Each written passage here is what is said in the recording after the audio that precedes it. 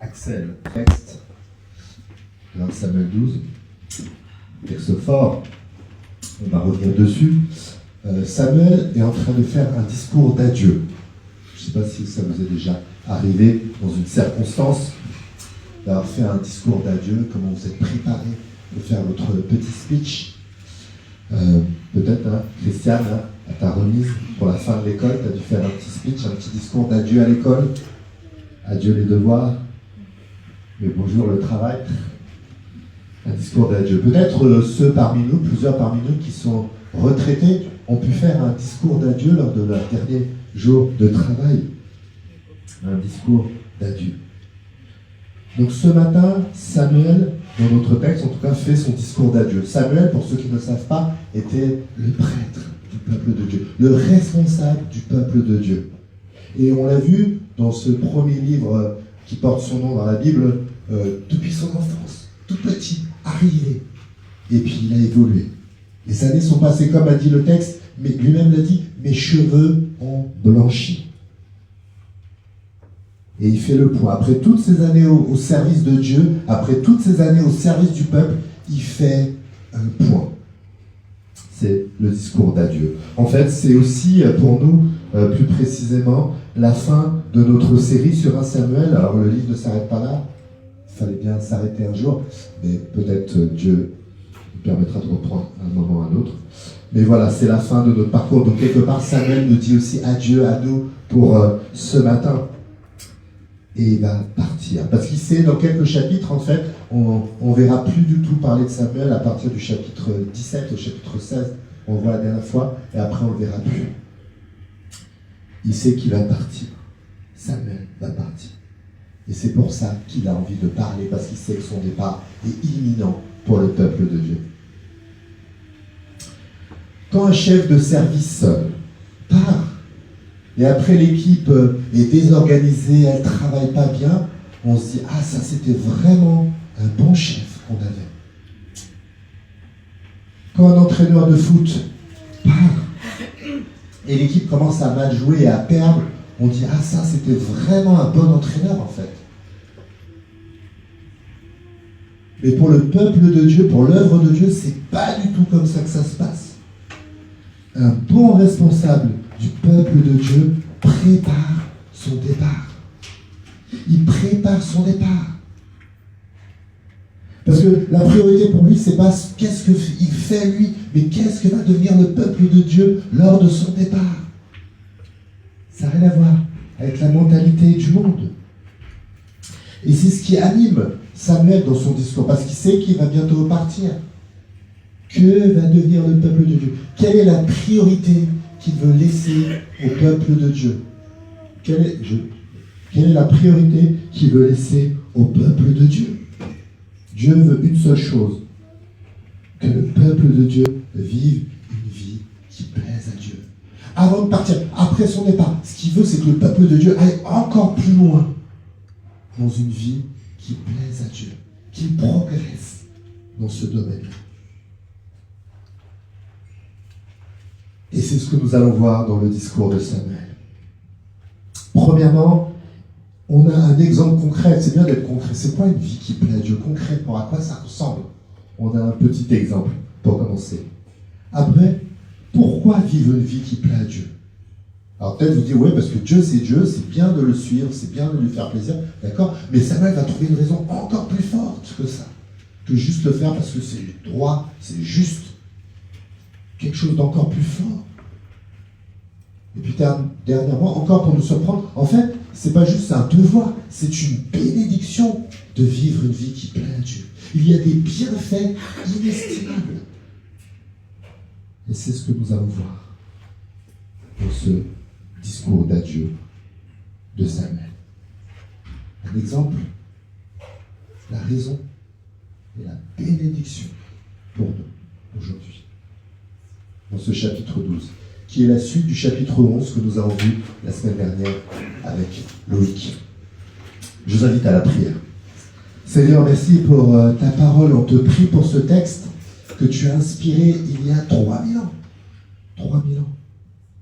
On peut se demander Quelle est sa pertinence pour nous aujourd'hui, Seigneur? Que ton Saint-Esprit nous accompagne, Seigneur. Qu'il nous accompagne. Chacun d'entre nous, moi pour être un simple porte-parole, et chacun d'entre nous pour être touché, pour chercher à vivre une vie qui te plaît encore plus. Et de voir que c'est une bénédiction, c'est pas un devoir religieux. Au contraire, c'est la meilleure chose à faire. La meilleure chose à vivre pour nous et pour tous nos contemporains, Seigneur.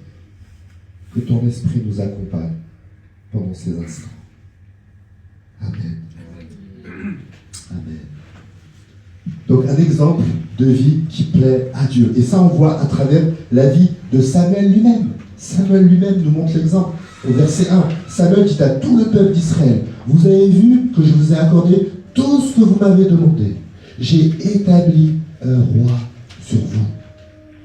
Alors je ne sais pas si vous vous rappelez au chapitre 8, en fait Samuel n'était pas pour que le peuple ait un roi. Parce que, pourquoi? C'est pas parce qu'il était juste jaloux de lui, peut-être il y a un peu de ça, mais c'est surtout parce qu'il savait que vouloir un roi pour le peuple, c'était rejeter Dieu. Et lui, il n'était pas pour que le peuple ait un roi. Mais qu'est-ce que Dieu lui avait dit? Dieu lui avait dit, établis un roi quand même. Et même si Samuel était contre cette idée, il a obéi à Dieu. Et c'est une première caractéristique d'une vie qui plaît à Dieu, c'est obéir à Dieu, plutôt que de faire ce qui me plaît. Une vie qui plaît à Dieu. Et on continue au verset 2. Maintenant, voici le roi qui vous dirigera. Quant à moi, je suis devenu vieux, mes cheveux ont blanchi et mes fils sont parmi vous. Je vous ai dirigé depuis ma jeunesse jusqu'à ce jour. Et Samuel, quelque part, fait un bilan. Après toutes ces années au service de Dieu, il fait un bilan. Plusieurs dans notre église sont en période de réflexion, de reconversion, et certains ont fait un bilan de compétences pour voir où ils en sont. Et c'est bien de faire des fois des bilans de compétences. Mais au-delà du côté professionnel, est-ce que vous faites souvent le point régulièrement où vous en êtes? Où on en est, où j'en suis dans ma marche avec Dieu? Et Samuel le fait. Pourtant, il avait toute une expérience de vie. Il était avec les cheveux blancs. Regardez le chapitre 7, où il a servi Dieu d'une manière extraordinaire. Mais malgré tout ce qu'il a vécu, malgré son expérience, il fait le point. Et non seulement il fait le point, mais il demande le regard des autres. Verset 3, « Je me tiens aujourd'hui devant vous. » Malgré son expérience, il demande aux autres. Est-ce que ma vie plaît à Dieu? Il ose demander aux autres. Il n'y a que l'orgueil pour nous faire croire que nous n'avons pas besoin de regard des autres pour avancer avec Dieu. Et le deuxième point, c'est l'humilité d'une vie qui plaît à Dieu. Dans l'exemple de Samuel, l'humilité. Et c'est pas tout. Continuons avec le verset 3. « Je me tiens aujourd'hui devant vous. Répondez-moi devant l'Éternel et devant celui qui a reçu son onction. » En fait, il parle du roi, le roi Saül. Donc il y a le roi qui est là, il y a tout le peuple. Donc il demande leur avis aux autres avec humilité. Mais au milieu de tout ça, au centre de tout ça, il dit « Je suis devant l'Éternel. » Donc c'est intéressant, le regard des autres, très intéressant, mais le regard ultime dans une vie qui plaît à Dieu, c'est le regard de Dieu. Le regard de Dieu. Alors prenons un exemple concret, soyons concrets. Moi j'ai souvent entendu dit, plusieurs fois, tout le monde ment, voilà, ça arrive, c'est pas si grave, un petit mensonge, tout le monde ment. J'ai entendu plusieurs fois. Quel est le regard de Dieu? Parce que ça, c'est notre regard à nous, les êtres humains. Mais quel est le regard de Dieu sur la question? Proverbe 13,5. Le juste déteste les mensonges. Il y a plein d'autres versets, je peux vous en citer un autre. C'est pourquoi, débarrassez du mensonge, que chacun de vous dise la vérité à son prochain. Le regard humain et le regard de Dieu. Dans une vie qui plaît à Dieu, c'est une vie de quelqu'un qui déteste le mensonge. Chez les autres, mais aussi chez soi. Le regard de Dieu, référence ultime. Samuel continue, verset 3. « De qui ai-je pris le bœuf? De qui ai-je pris l'âne? Ai-je exploité ou opprimé l'un de vous? De qui ai-je accepté un présent pour fermer les yeux sur sa conduite? Dites-le, et je vous rendrai tout ce que j'aurais pris injustement. » De qui ai-je pris le bœuf? De qui ai-je pris l'âne? La convoitise. La convoitise. Et alors nous, c'est pas le bœuf et l'âne, 3000 ans après, mais on peut convoiter les finances de mon prochain, son mari, sa voiture, ses vacances, sa réussite, ses compétences, son je sais pas quoi d'autre. La convoitise. Et ce qui est exemplaire avec Samuel, c'est qu'en plus, il était en position d'autorité, et quand on est en position d'autorité, on peut être tenté de profiter, de voir quel est son intérêt. Ça arrive parfois en politique, parfois dans les entreprises, et parfois même chez les responsables religieux. Mais la clé de l'attitude de Samuel qui le préserve de cette convoitise, c'est qu'il ne cherche pas son intérêt. Une vie qui plaît à Dieu, c'est une vie qui est de quelqu'un de désintéressé. Désintéressé. C'est le meilleur antidote à la convoitise. Verset 4, le peuple répond à Samuel, « Tu ne nous as ni exploités, ni opprimés, et tu n'as jamais rien fait, tu n'as jamais rien accepté de personne. » Samuel reprit, « L'Éternel est donc témoin devant vous, et celui qui a reçu l'onction de sa part, le roi, il est témoin aujourd'hui, vous n'avez rien trouvé à me reprocher. » Le peuple confirma, il en est témoin. Donc c'est le peuple qui est témoin de cette vie qui plaît à Dieu. C'est pas Samuel qui s'autocongratule tout seul. C'est les autres qui voient une vie qui plaît à Dieu.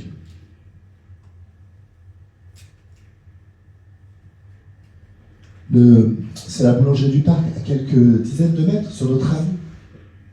Ils ont eu plusieurs fois la récompense de la meilleure baguette tradition de Saint-Léman. Mais c'est pas le boulanger qui a tapé sur son ordinateur ça, et puis il l'a imprimé, et puis il l'a affiché sur sa vitrine. Non, non, non, c'est les autres, d'autres personnes qui ont goûté le pain, qui ont dit ça, c'est du bon pain.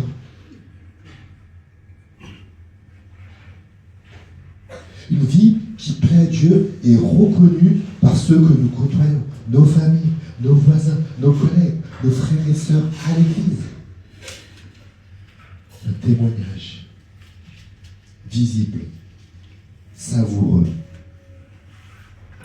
Alors là, où on en est, on pourrait penser qu'une vie qui plaît à Dieu, c'est être parfait. Et on a vu tout à l'heure avec Lucien que celui qui laisse croire qu'il n'a pas vraiment de péché en lui est un menteur. Rien de ça.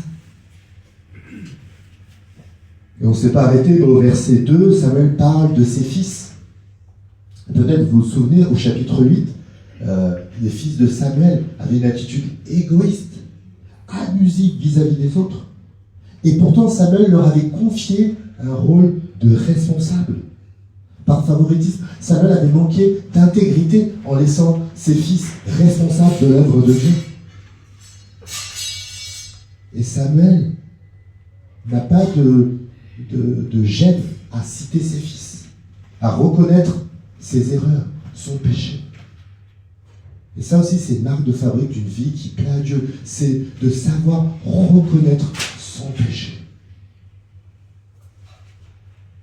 Et c'est sûrement à rejoindre avec l'humilité qu'on a cité un peu plus haut. Voilà une petite photographie d'une vie qui plaît à Dieu.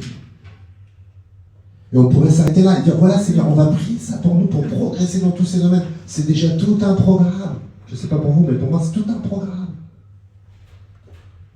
Mais Samuel continue en nous disant, pourquoi vivre une vie qui plaît à Dieu? Et comme on l'a dit tout à l'heure, on pourrait penser, c'est parce que Dieu, c'est Dieu, il n'y a pas de question à se poser, il faut plaire à Dieu. C'est comme ça. Et ça sera intéressant de dire ça. Mais ce n'est pas l'angle que Samuel a choisi ici. Pourquoi vivre une vie qui plaît à Dieu? Parce que Dieu est bon. Regardez au verset 6. Samuel dit encore au peuple, c'est l'Éternel qui a établi Moïse et Aaron et qui a fait sortir nos ancêtres d'Égypte. Maintenant donc, comparaissez en sa présence et je vais vous citer tous les actes puissants qu'il a accomplis pour vous sauver, vous et vos ancêtres. Après que Jacob fut venu en Égypte, lorsque vos ancêtres ont imploré l'Éternel, il a envoyé Moïse et Aaron, qui les ont fait sortir d'Égypte pour les établir dans le pays où nous sommes. Alors peut-être pour nous, Moïse, Aaron, l'Égypte, ça date, c'est loin. En plus, c'est vraiment loin. Ça date de 3500 ans. C'est loin. Mais il faut nous mettre à la place des premiers auditeurs de Samuel. Quand ils entendent sortie d'Égypte, délivrance, Moïse, Aaron, ouais, ils ont le cœur qui bat. Parce qu'ils se rappellent comment Dieu les a délivrés. Comment Dieu a eu la bonté pour eux. Il les a vus dans la galère, esclaves pendant 400 ans. Et Dieu les a délivrés. Ils ont vu l'œuvre de Dieu. Et Samuel est en train de rappeler, rappelez-vous comment Dieu a été bon avec vous. Voilà pourquoi plaire à Dieu, parce qu'il est tellement bon. Tellement bon. Tellement bon. Quand on est reconnaissant, on a envie de faire plaisir. Moi, je suis 100% piéton, même 300% piéton. Et parfois, je veux traverser une des routes de Chelles à pied. Et ça arrive des fois que je vois un automobiliste qui me voit tenter de traverser la route. Et quand l'automobiliste commence à freiner sa route et à s'arrêter pour me laisser passer, alors que je me mets à sa place, lui il est pressé, il doit rentrer, il a des choses à faire, on a tous des choses à faire. Mais il freine, il s'arrête. Je le regarde et je lui souris. Et je vais vite sur la route pour le laisser passer vite pour qu'il continue son chemin. Parce que je suis reconnaissant et j'ai envie de lui faire plaisir. La reconnaissance est la meilleure source de motivation pour vous la faire plaisir.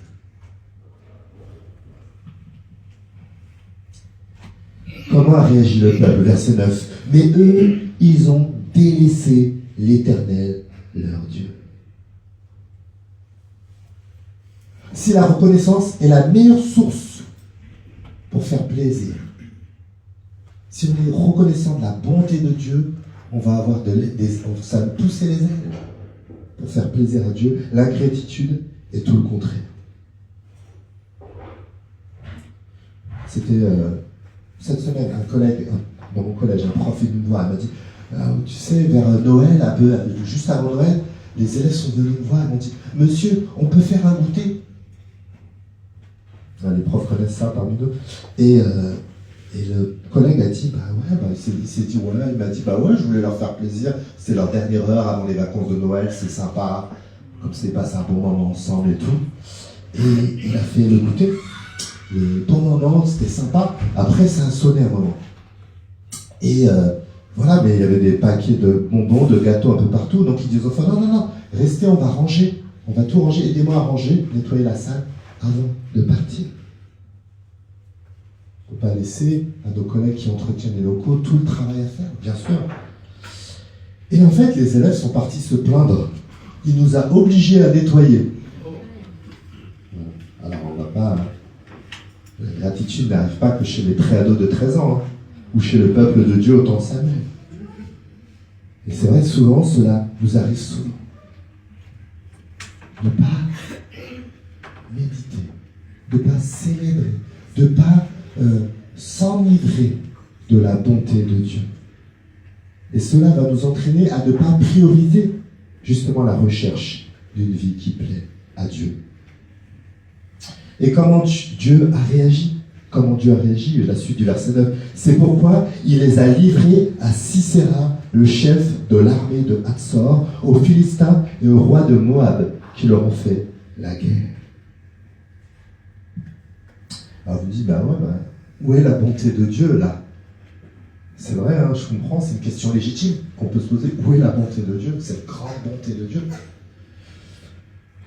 Mais en fait, Dieu les avait prévenus. Il avait prévenu le peuple. À maintes reprises, et dans le texte que Axel vient de nous lire, on voit Dieu qui prévient le peuple. Ne faites pas ça. Ça vous amène des problèmes. Ne faites pas ça. Donc ça, c'est la bonté de Dieu de prévenir. Imaginez vos enfants qui courent partout dans le salon, qui courent, et vous leur dites, arrêtez de courir, vous allez faire mal, arrêtez de courir, vous allez faire mal, arrêtez de courir, vous allez faire mal. Et quelques minutes après, vous entendez des pleurs. Dieu avait prévenu son peuple dans sa grande bonté.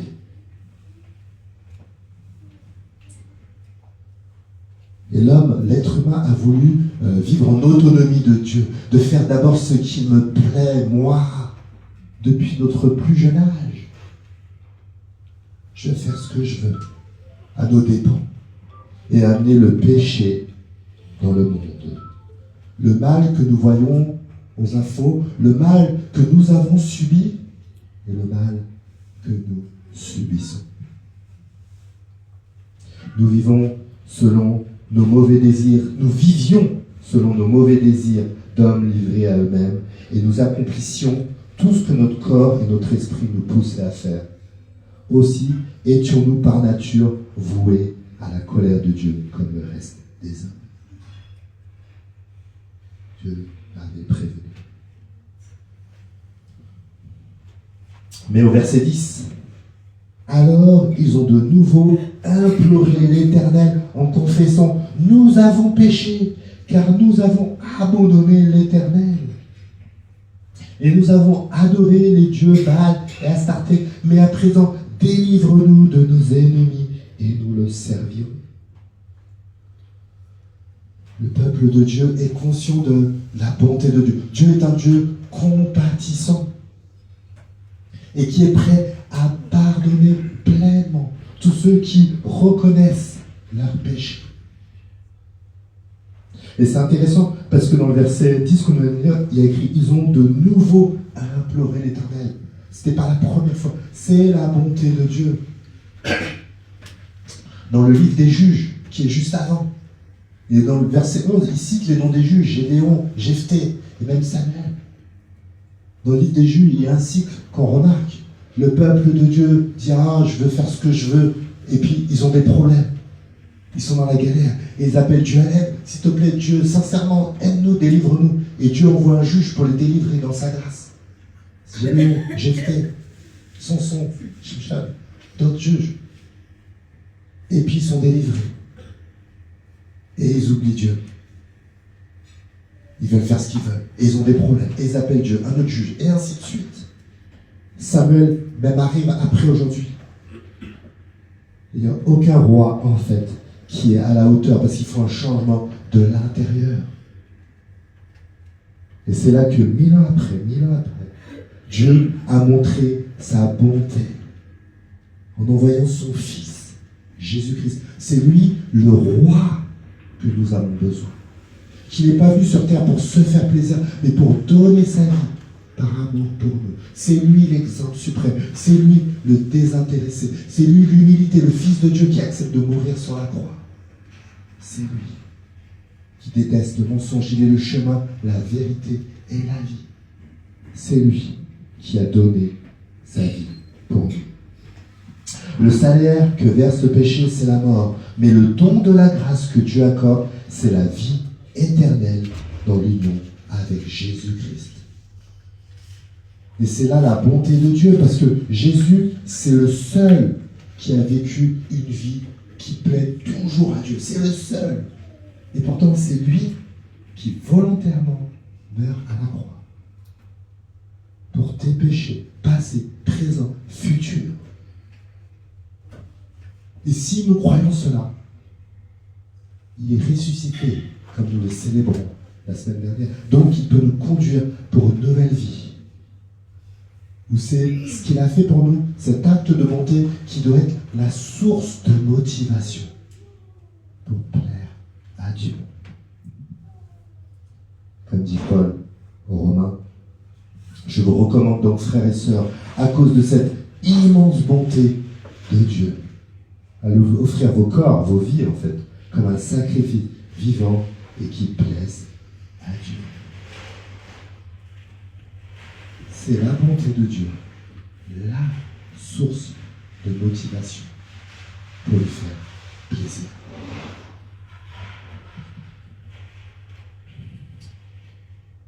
Donc on a vu un exemple de vie qui plaît à Dieu avec Samuel. On a vu que la source de motivation pour une vie qui plaît à Dieu, c'est sa bonté.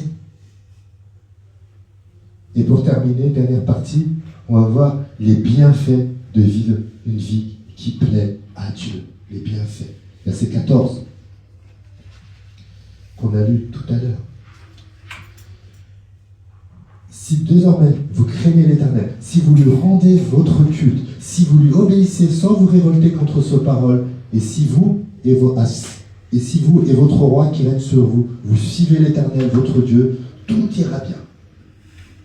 Mais si vous n'écoutez pas l'Éternel et si vous êtes rebelle à ses commandements, l'Éternel vous frappera sévèrement, ainsi que votre roi, comme il a frappé sévèrement vos ancêtres. Voilà ce passage.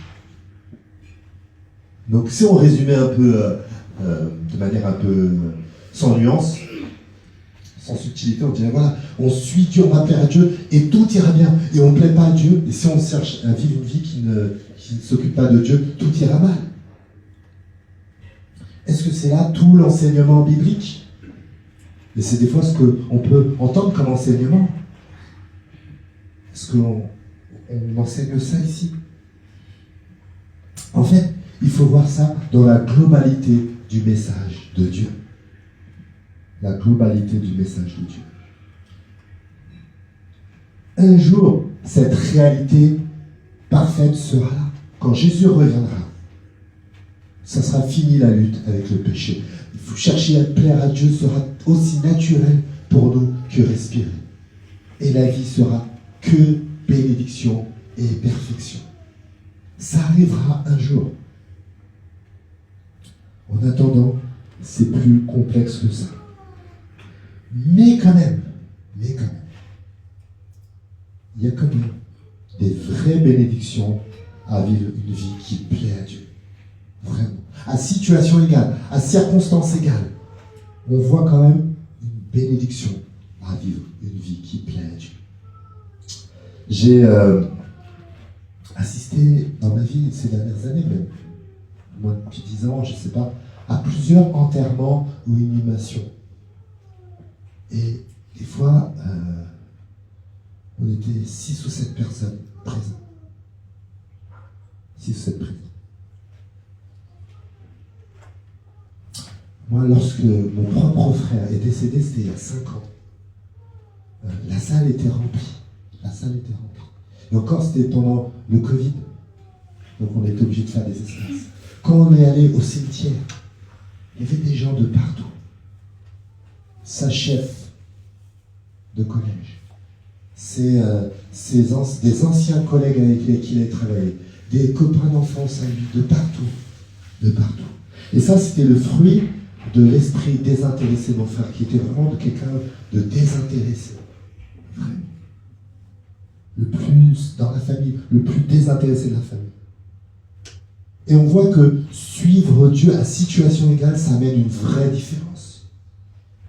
Mon frère est décédé à 41 ans, donc il n'avait pas d'assurance décès, obsèques, on n'y pense pas. On pense qu'on vivra avec les cheveux jusqu'à ce que nos cheveux blanchissent, comme dirait Samuel. Mais tellement mon frère était désintéressé qu'un copain lui a organisé une collecte. Et les uns et les autres ont été tellement généreux qu'au point que la banque nous a contactés pour savoir mais d'où vient tout cet argent. On leur a expliqué. À situation égale. Chercher à plaire à Dieu, comme ici le désintérêt par exemple, amène des bénédictions comparables, fortes. Alors c'est sûr, le monde est chaotique. Des fois, vous allez détester le mensonge et vous trouverez quand même quelqu'un qui va vous calomnier, c'est vrai. Mais à situation égale, globalement, tout ce qu'on a évoqué comme exemple, en le faisant, ça va nous amener des bénédictions, des bienfaits. Des bienfaits. Jusqu'au jour où tout sera en harmonie, au retour de Jésus-Christ. Mais en attendant, nous sommes appelés à continuer notre parcours sur cette planète Terre. Et Samuel dit au verset 21, « Ne vous éloignez pas de Dieu, sinon vous courez après des choses de néant qui sont inutiles et incapables de secourir parce qu'elles sont que néant. » Et ça dépend des versions de néant. Ça parle aussi de vanité. Le livre de l'Ecclésiaste, c'est comme ça qui parle de ça, de la vanité. Qu'en fait, on court après plein de choses. Mais tout est passager ici-bas, même les choses les plus plaisantes, même les choses les plus intéressantes, les plus nourrissantes.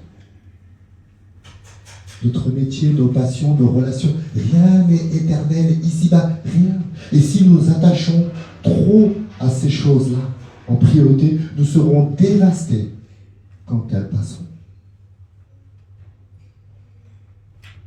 Les choses qui étaient bien harmonies, ça peut échanger comme ça. Je pense à une prof avec qui on a discuté cette semaine, qui était tellement épanouie dans son collège, dans son équipe, et puis en quelques semaines, il y a eu des embrouilles, des discussions, je vous passe les détails, et voilà, elle dit maintenant je veux quitter le collège, comme ça. Les choses passent. Les choses passent. Bâtissons notre vie sur quelque chose de solide. La bonté de Dieu, faire plaisir à Dieu, des choses éternelles, tellement nourrissantes. Le bienfait de plaire à Dieu. Et je terminerai avec la fin, avec le verset 23. Samuel revient à une touche plus personnelle. En ce qui me concerne, que l'Éternel me garde de commettre une faute contre lui en cessant de prier pour vous. Je continuerai à vous enseigner le bon et droit chemin. Samuel veut s'engager à prier pour ceux pour qui il est responsable devant Dieu. Il ne fait pas ça pour se faire plaisir, pour trouver une place dans sa vie, pour s'occuper dans ses journées. C'est devant Dieu. Il va prier pour eux. Alors, prier pour eux. Peut-être certains seront malades, peut-être certains ont des problèmes professionnels, des situations difficiles, et il priera pour eux en fonction des situations. Mais une chose est sûre, il priera pour chacun d'eux, pour qu'ils cherchent à vivre une vie qui plaît toujours plus à Dieu. C'est la meilleure chose à souhaiter à son prochain. Et quel bienfait d'être dans une église. Ça, c'est aussi un bienfait de Dieu, parce que on est tous appelés à chercher à plaire à Dieu, et on s'encourage, on s'entraide dans cela. Je discutais encore avec quelqu'un cette semaine qui me disait, ouais, je veux, il est seul, qui est seul comme ça. Je dis, est-ce que tu as des amis? Non, j'ai quelques amis, mais je les vois tous les 2 ans. La solitude. J'ai lu qu'un Français sur 3 souffre de solitude. Quel bienfait que Dieu veut nous intégrer dans une église pour s'encourager, s'entraider et vivre au contact des uns des autres une vie qui plaît à Dieu. Tous ces bienfaits. Et je terminerai avec une parole de Jésus qui terminera tout ça. Jésus disait, « Si vous obéissez à mes commandements, vous demeurez dans mon amour. Tout cela, je vous le dis, pour que la joie qui est la mienne vous remplisse aussi, et qu'ainsi votre joie soit complète. » Une vie qui plaît à Dieu. Amour, joie, bienfait, intimité, bonté. Quelle grâce nous est offerte. Donc je terminerai juste avec deux pistes un peu concrètes, pour être concrète pour finir. Donc Samuel demande aux autres leur avis. Et il puisse concrète que chacun d'entre nous puisse trouver quelqu'un de confiance, de bienveillant, pour lui poser cette question. Que puis-je faire pour progresser dans une vie qui plaise à Dieu? Peut-être si vous êtes marié, vous pouvez demander à votre conjoint, vous pouvez demander à un frère ou une sœur, vous pouvez demander à un ami. Alors peut-être certains diront, non, moi je peux me débrouiller seul avec Dieu. Je peux me débrouiller seul avec Dieu. Et je lis les proverbes en ce moment, et il y a ce proverbe qui dit, si tu vois un homme qui se croit sage, il y a plus à attendre d'un homme stupide que de lui. C'est la parole de Dieu. Qu'elle nous garde dans l'humilité. Et je terminerai en disant, méditons la bonté de Dieu quotidiennement. Comme on boit de l'eau tous les jours, on a besoin de boire de l'eau tous les jours. Buvons de la bonté de Dieu chaque jour. Méditons la Bible en disant, qu'est-ce que Dieu m'enseigne dans ce texte, par son esprit, sur sa bonté. Et nourrissons-nous de cette bonté. Chantons des chants qui célèbrent cette bonté. Et un peu comme l'eau redonne des forces, nous rafraîchit lors des journées caniculaires, que la bonté de Dieu nous change et nous renouvelle de l'intérieur. Comme ça, nous aussi, comme Samuel, nous allons évoluer, les années vont passer, et un jour aussi, nous devrons quitter la planète Terre. Ça peut être tardivement, ça peut être à 41 ans comme mon frère, ça peut être tardivement, et notre espérance, l'espérance que je me souhaite, c'est que la seule épitaphe qui soit écrite, c'est son ambition était de plaire au Seigneur. Je vous invite à la prière. Seigneur, merci pour ton amour pour nous, Seigneur. Merci parce que toi, tu es venu sur cette planète aussi pendant une 30aine d'années pour nous, Seigneur. Pas pour nous gâcher la vie, pas pour nous coincer, pour nous rendre la vie plus compliquée, Seigneur. Au contraire, c'était pour une bénédiction. Pour vivre cette joie complète de te connaître, Seigneur. Cette joie complète de marcher dans tes voies et d'apprendre à te faire plaisir. Comme une bénédiction. Et maintenant, une bénédiction éternelle, Seigneur. Aide-nous à grandir, Seigneur. Aide-nous à cheminer. Donne-nous l'humilité, Seigneur. Chacun, comme Samuel. L'humilité de vouloir toujours avancer avec toi, Seigneur. Dans ce chemin d'amour. Ce chemin de grâce. Et que ça puisse être un témoignage vivant auprès de nos contemporains, pour qu'eux aussi puissent venir s'abreuver à ta bonté, Seigneur. Amen. Et on veut continuer dans la bonté, justement, avec le repas du Seigneur, qui est vraiment une occasion